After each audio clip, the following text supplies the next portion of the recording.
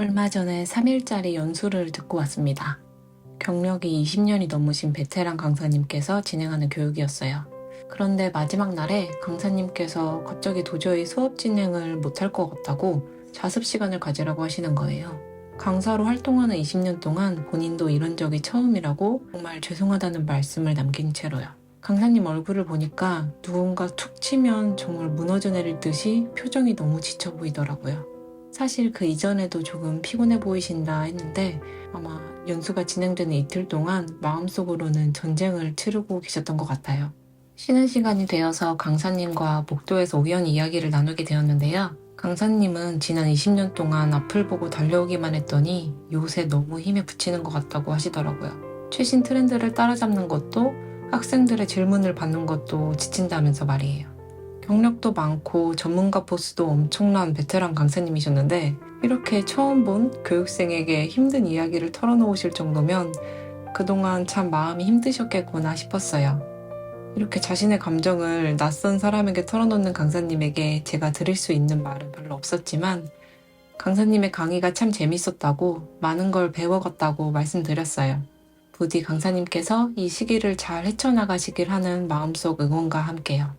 대화 후에 자습 시간을 가지면서 혼자 멍을 때리는데 작년 말쯤 저도 우울의 구렁텅이에 빠져있을 때가 생각나더라고요.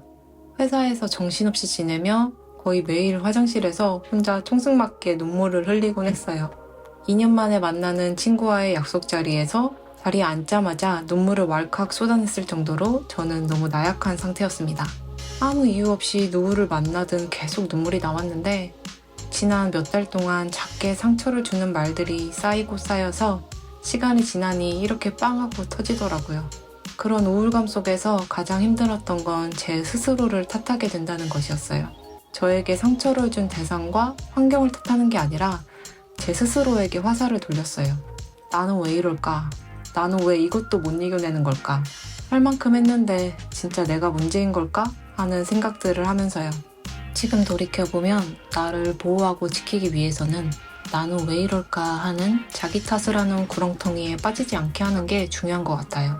누군가가 힘든 시기를 겪을 때 그 힘듦에는 경중이 없으니까요. 아마 저를 포함한 대부분의 분들은 힘든 일을 겪으면 보통 이렇게 생각하실 거예요. 나는 왜 이까짓 걸로 이렇게 힘들어하지? 나보다 더 힘든 사람들이 많을 텐데 나는 왜 이 정도에 무너지는 거지? 그런데 우울의 구렁텅이를 빠져나와 보니까 사람이 느끼는 개개인의 슬픔은 객관적인 슬픔일 필요가 없더라고요. 아무리 작은 일이어도 그 상황에서 마음을 다쳤다면 나 자신을 보호하고 돌보는 일이 꼭 필요한 이유입니다. 제가 요새 즐겨보는 유튜버 중에 진솔미라는 분이 계신데요. 아마 아시는 분들도 많을 것 같아요. 그분이 올린 영상 중에 번아웃에 관한 영상이 있는데 오늘은 그 영상 속에 마음에 와닿는 내용을 소개해드리려고 합니다. 영상에서는 자연의 법칙인 물극필반이라는 법칙을 소개하고 있어요. 이 물극필반이란 모든 물질이 극단에 도달하면 반대 방향으로 향하는 특징을 가지고 있다는 것입니다.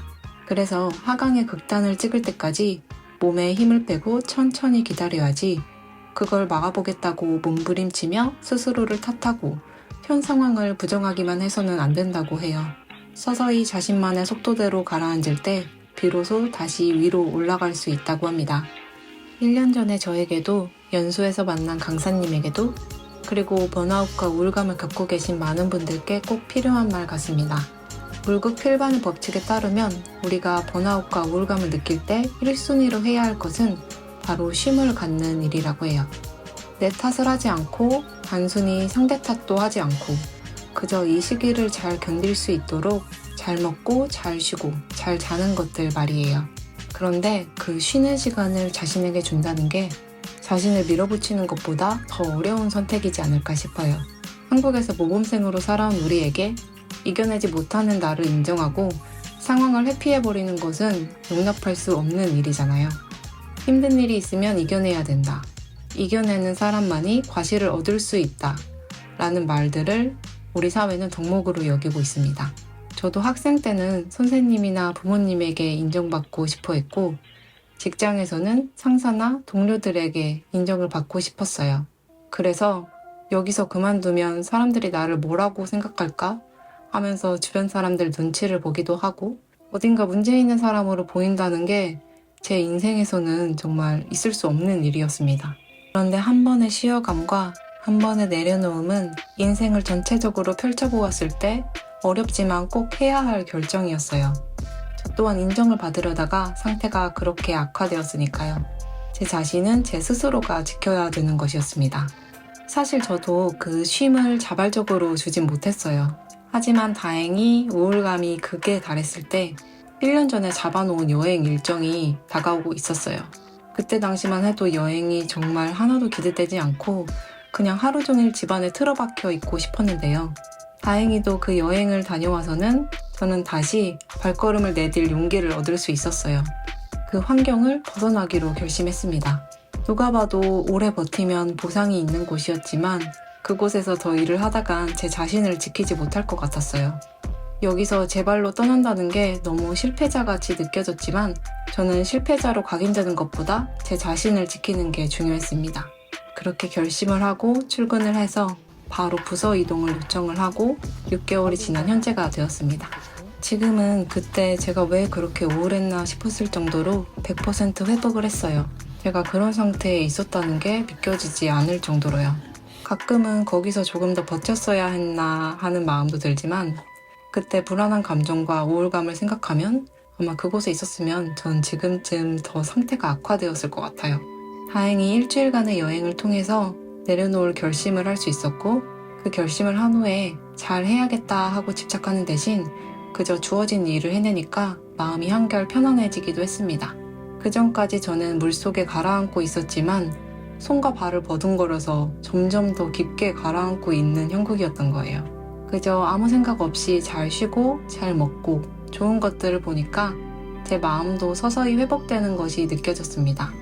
지금은 본가에 내려와서 집밥도 먹고 잘 자고 잘 쉬고 하면서 서울에 있을 때처럼 바쁘게 살고 있진 않습니다. 가족과의 저녁 식사, 저녁 산책, 주말에 나홀로 카페에서 글을 쓰는 것들을 통해서 다시 에너지를 채워넣고 있어요. 누가 보기에 저는 그곳에서 버티지 못하고 나온 나약한 인간이겠지만 제 스스로 저를 보기에 인생에서 큰 결심을 한 용기 있는 사람이라고 생각합니다. 강사님 이야기로 돌아가서 연수가 끝난 다음날 강사님에게 전체 메일이 왔고 다시 한번 수강생들에게 너무 죄송하다는 말씀을 남기셨어요. 저는 답장으로 무엇을 쓸까 고민하다가 장문의 답장 대신에 짧은 답장을 드리기로 했어요. 나중에 강의에 복귀하셨을 때 꼭 한번 다시 교육을 듣고 싶다고 3일 동안 감사했다는 말을 전했습니다. 강사님은 저보다 훨씬 어른이시지만 아마 이런 번아웃은 처음 느껴보신 것 같았어요. 강사님이 저에게 이제 그만 강사 일을 그만두고 싶다고 하셨을 때 마음속으로는 강사님의 선택을 응원했습니다. 왜냐하면 이 시기를 이겨내신 강사님 또한 얼마 동안의 시간이 지난 후에 훨씬 더 단단해진 모습으로 다시 강단에 서실 것 같았기 때문이에요. 학생들에게 하나라도 더 알려주고 싶은 마음 때문에 그렇게 잠시 멈추는 것을 주저하셨을 테니까요. 저 또한 작년에 일을 겪지 않았을 때보다 지금 제 자신이 훨씬 더 단단한 사람이 되었다고 느낍니다. 제 인생에서 제가 얼만큼이나 나약해질 수 있는지를 보았기 때문에 앞으로는 그 상태가 될 때까지 저를 방치하지 않고 챙기고 돌보며 성장하는 삶을 살아가려고 합니다. 오늘 제 이야기를 끝까지 들어주셔서 감사드리고 저는 다음 영상으로 찾아뵙겠습니다.